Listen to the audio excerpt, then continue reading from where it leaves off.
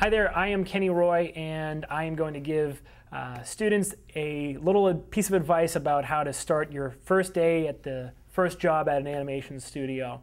What's going to happen is you're probably going to arrive and everything is going to be really crazy. You have a lot of forms to sign, you might find your desk, you might not. You might be stuck in a corner and people walking by and you might not know what to do that first day. But my advice is to bring a sketchbook.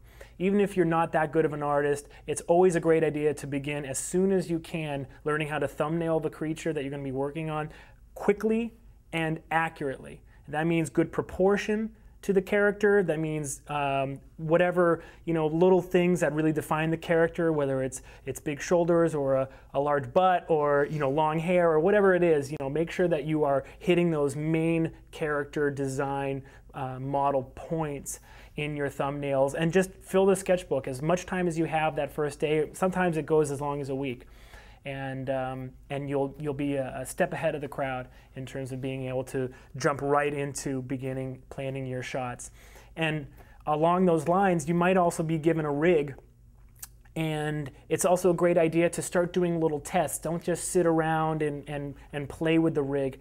Actually put the rig through its paces. Start making kind of a bare bones walk cycle with your character. If you're at the feature level, this shouldn't take you more than maybe an afternoon just to get the mechanics in there. But why you're doing this is so that you can have almost tests of the extremes of those walks. For instance, if it's a character that may have to move on a plate, for instance, you might need to know what's the fastest this character can move and still be comfortably walking. And again, how slow can they move and still be comfortably walking. So this is sort of almost like a bare bones walk cycle that is just putting the character through a couple different situations and tests that will give you a lot of information later and inform your choices for your performances and your shots.